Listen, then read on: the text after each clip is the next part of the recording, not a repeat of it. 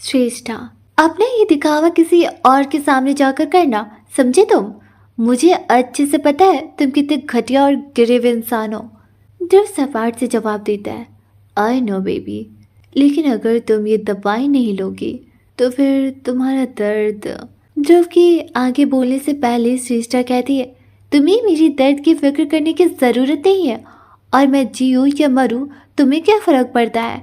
ध्रुव serious tone में कहता है, मुझे फ़र्क पड़ता है बेबी। अगर तुम्हें कुछ हो गया तो मेरा क्या होगा? सिस्टर ध्रुव की कई बातें बिल्कुल समझ नहीं पाती। सिस्टर काफ़ी कंफ्यूज फिर से ध्रुव को देखती है। वहीं जब ध्रुव सिस्टर के चेहरे को देखता है तो उसके चेहरे पर मुस्कान आ जाता है। ध्रुव अपने बाल पर हाथ फेरते हुए कहता है, मुझे पता है बेबी, मैं कुछ ज़्यादा ही हैंडसम हूँ, लेकिन मुझ पर खोकर ये भूल मत जाना कि तुम किस लिए आई हो। ध्रुव की बात सुनते ही श्रेष्ठा अपनी नज़रें फेर लेती है। ध्रुव श्रेष्ठा के करीब जाकर बैठ जाता है और उसे अपनी गोद में बचाकर कहता है, बेबी, अगर तुम्हें कुछ हो गया तो मुझे कौन मारेगा? श्रेष्ठा उसे घूरते हुए कहती है, लगता है मेरे हाथों से मरने की बहुत जल्दी है तुम्हें। यू ट्रस्ट मी, मैं ज़्यादा इंतज़ार नहीं करूँगी। बहुत जल्द अपने इन्हीं हाथों से मैं तुम्हें जान से मार दूँगी। ड्रो पहले सिस्टर की आंखों में देखता है, फिर उसके हाथों को पकड़कर चूमते हुए कहता है, I will wait for you baby. इतना बोलकर ध्रुव सिस्टर के गालों को चूम लेता है और अपने हाथ में लिए दवाई को साइड टेबल पर रख देता है। सिस्टर को सोचते हुए कहती है, क्या तुम मुझे नहीं मारोगे? ध्रुव सिस्टर की होठों पर लाइट किस करते हुए कहता है, मारूंगा जिस दिन मुझे तुम्हारी दी की तरह तुम्हारी आंखों में खौफ दिखाई दिया तब। सिस्टर ध्रुव की बातों को बिल्कुल भी समझ नहीं पाती, तो सिस्टर को अपनी गोद से हटाकर बेड पर बिठाता है और उठकर जाने लगता है। तभी उसे जैसे कुछ याद आता है। वह पीछे मुड़कर सिस्टर को देखता है और उसके करीब जाकर गले लग जाता है।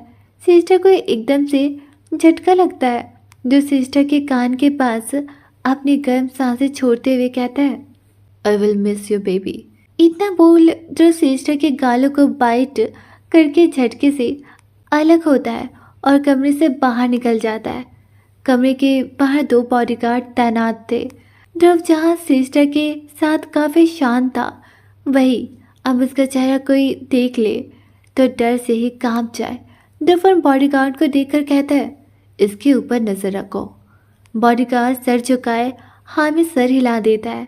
काली भी इस वक्त यहाँ आ चुका था। ध्रुव आगे आगे चलता है और काली उसके पीछे पीछे।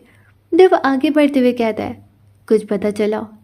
काली थोड़ा हिचकिचाते हुए कहता है, बॉस, मैंने तो पहले ही कहा था कि आदित्य सिंघानिया के बारे में पता लगाना इम्पॉसिबल है। वह अपनी डिटेल्स को हमेशा हाइड रखता है।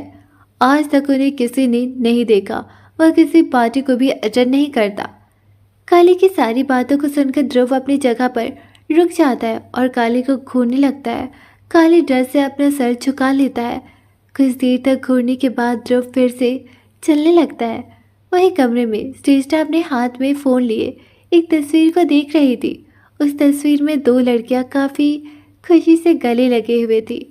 एक जो खुद श्रेष्ठा थी और दूसरी वह लड़की थी जिसे ध्रुव ने ज़बरदस्ती करके बेरहमी से गोली मार दी थी।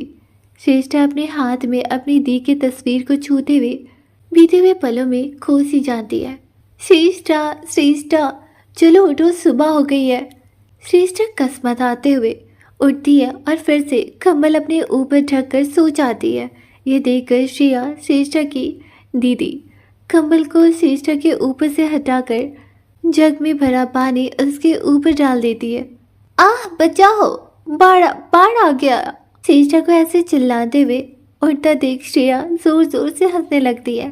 श्रेष्ठा मुंह बनाते हुए बेड पर बैठ जाती है। श्रेया उसके पास बैठकर कहती है, ओ मेरी बच्ची नाराज हो गई। श्रेष्ठा मुंह फेर कर बैठ जाती है। श्रेया थोड़ा सीरियस होकर कहती है, श्रेष्ठा देख दो, इस तरह गैर जिम्मेदार मत बन। जब मैं नहीं रही तो तुझे कौन उठाने आएगा? श्रेष्ठा झट से मुड़कर श्रेया के गले लग जाती है और कहती है, ऐसा कभी नहीं होगा। मेरे होते हुए आपको कभी कुछ नहीं होगा। श्रेष्ठा की बात पर श्रेया मुस्कुराते हुए उसका सर सहलाने लगती है। श्रेष्ठा उन बीते पलों को याद करते हुए कहती है, मैंने आपसे कह तो दिया था कि मेरे होते हुए आपको कुछ नहीं होगा, लेकिन मैं कुछ नहीं कर पाई। लेकिन दी, आज मैं आपसे वादा करती हूँ, इस ध्रुव सर्वांशी को जब तक मैं अपने हाथों से नहीं मार देती, चैन से नहीं बैठूंगी। मैं श्रेष्ठा को फ़ोन की स्क्रीन पर देखकर ध्रुव मुस्कुराने लगता है और उसके फ़ोन की स्क्रीन को किस करते हुए कहता है, हाय बेबी, कितनी जहर है तुम में, मैं तो फिदा हो गया तुम पर। ध्रुव कमरे में सीसीटीवी फुटेज से श्रेया की हर एक बात और हरकत अपने फ़ोन पर देख पा रहा था। अब तक ध्रुव अपने ऑफिस पहुंच चुका था। ध्रुव फ़ोन को साइड में रखते हुए काली को घूरते हुए कहता है, अब बताओ। काली सर झुकाए कहना चालू करता है, बॉस, मैम को सिंघानिया परिवार प्रोटेक्ट कर रहे हैं, इसलिए हम उन तक नहीं पहुंच पा रहे हैं। ध्रुव आगे कुछ सोचते हुए कहता है, तुमने तो बताया था कि हमारे आदमी ने दुल्हे को मार दिया, तो फिर शादी कैसे हो गई और किसके साथ? काली जवाब देता है, हाँ बॉस, मैम की शादी तो हो चुकी है, लेकिन किसके साथ हुई यह अभी तक पता नहीं चल पाया। सिर्फ गुस्से से टेबल पर मारता है और कहता है, तो तुम पता कर ही क्या रहे हो? आदित्य सिंघानिया के बारे में पता नहीं लगा पाए और अपनी मैडम के बारे में पता नहीं लगा पाए। फिर काली को गुस्से से घूरते हुए कहता है, कान खोल कर सुन लो, तुम मुझे वो किसी भी हालत में चाहिए, वरना बहुत बुरा होगा। काली सर झुकाए बस हाँ में सर हिला देता है। अरे यार प्रीत, देखना कितना हैंडसम सा लड़का वहाँ बैठा है। प्रीत अपने दोस्तों की बात सुनकर पीछे मुड़कर देखती है तो देखती रह जाती है। सामने कुछ दूरी पर ब्लैक शर्ट और ब्लू कोट पहना अर्जुन बैठा हुआ था। अर्जुन की यह पहली झलक प्रीत ने मॉल में अपने फ्रेंड्स के साथ देखी थी। अर्जुन टेबल पर अकेला बैठा किसी के आने का इंतज़ार ही कर रहा था, लेकिन उसका ध्यान पूरा फ़ोन पर ही था। प्रीत उसके नूर में पूरी तरह से खो जाती है।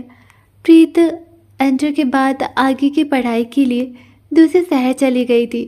इस वजह से अर्जुन को प्रीत ने न कभी देखा और न ही उसे पहचानती थी। वहीं अर्जुन का भी कुछ ऐसा ही हाल था। उसने भी पढ़ाई दूसरे शहर में ही की और दूसरे शहर में ही अपनी कंपनी स्टार्ट कर दी, जिसकी वजह से वह सिंघानिया विला बहुत कम ही आया करता था। प्रीत अर्जुन में पूरी तरह से खोई हुई थी कि तभी उसकी एक सहेली छेड़ते हुए कहती है, अरे प्रीत, इतना ही देख उसे, कहीं तेरी ही नज़र न लग जाए उसे। इसके बाद पर सभी सहेलियां हंसने लगती है। प्रीत अब अपनी जगह से झटके से उठ जाती है। उसके ऐसे उठने से सब घबरा जाते हैं क्योंकि उन्हें प्रीत का गुस्सा अच्छी तरह से पता था। प्रीत एक सहेली को उठाती है और उसके चेयर पर बैठ जाती है। इस वक्त अर्जुन का चेहरा प्रीत के बिल्कुल सामने था। वह आसानी से अर्जुन को देख पा रही थी। उसकी इस हरकत से सारी सहेलियों के तो होश ही उड़ जाते हैं। प्रीत अर्जुन में पूरी तरह से खोई हुई अंदाज में कहती है, कौन है ये? तभी एक लड़की वहाँ आकर कहती है, अर्जुन सिंघानिया। सिंघानिया सब सुनते ही प्रीत उस लड़की को देखने लगती है। वहीं वह बैठी सभी लड़कियां हैरानी से कहती है, अर्जुन सिंघानिया। तभी उनमें से एक कहती है, अरे यार कितना हैंडसम है ये, और मैंने तो सुना है कि इसकी कंपनी टॉप पर आती है, इससे मिलने के लिए लोगों की भीड़ लगती है। दूसरी लड़की चहकते हुए कहती है, अरे यार मैंने तो सुना है इसका भाई इससे भी ज़्यादा हैंडसम है और इसकी एक झलक पाने के लिए लोग तड़पते हैं। लेकिन अब प्रीत बिल्कुल शांत हो जाती है क्योंकि उसे अपने परिवार और सिंघानिया परिवार के दुश्मनी के बारे में पहले से पता था। कुछ देर बाद प्रीत अपनी सहेलियों के साथ मॉल से निकल जाती है। प्रीत बालकनी में झूले पर बैठे अर्जुन के फोटो को पकड़े पुरानी यादों में खोई हुई थी कि तभी वर्तमान में आकर एकदम से अर्जुन के फोटो को सीने से लगाते हुए कहती है, मैंने बहुत कोशिश की आपसे दूर रहने की, लेकिन कभी रह नहीं पाई। जितना मैं आपसे दूर जाने की कोशिश करती हूँ, उतनी ही आपके करीब खुद को महसूस करती हूँ। इसलिए मैंने अब सोच लिया है, आप सिर्फ मेरी हो।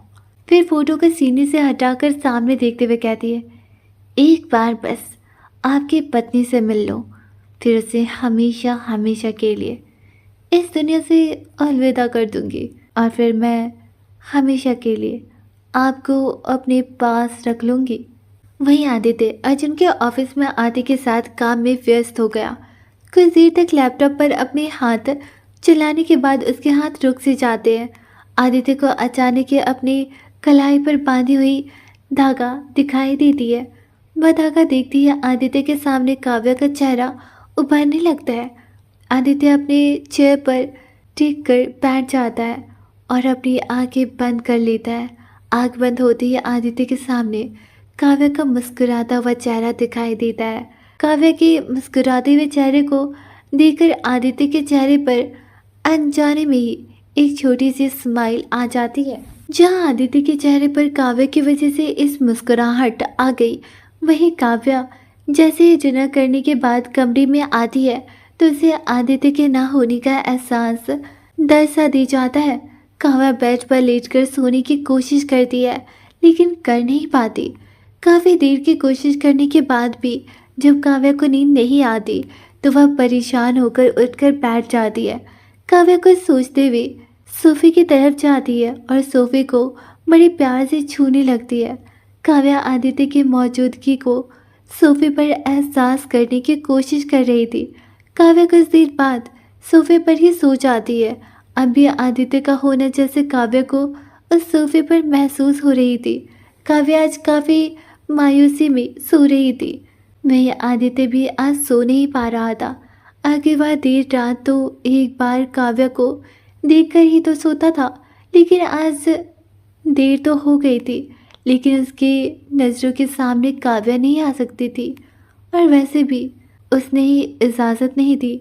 वह चाहता तो काव्या को कॉल कर सकता था, लेकिन उसने तो सामने रहकर भी कभी उससे बात नहीं किया। चाहे आदित्य कितना भी भाग ले, लेकिन किस्मत उसे भागने नहीं दे सकती। वह जितना भी काव्या से भागने की कोशिश कर ले, लेकिन उसकी यादें कभी उसका पीछा नहीं छोड़ेगी। आदित्य को नींद तो नहीं आ रही थी, इसलिए वह कुछ सोचते हुए अपना लैपटॉप ऑन करता है और अपने कमरे का सीसीटीवी फुटेज देखता है। जैसे ही आदित्य की नज़र काव्या पर पड़ती है, उसे सुकून सा मिलता है, लेकिन थोड़ा नज़दीक करने पर जब वह काव्या का चेहरा देखता है तो दंग रह जाता है। सोते हुए भी काव्या की आंखों से आंसू बहे जा रहे थे।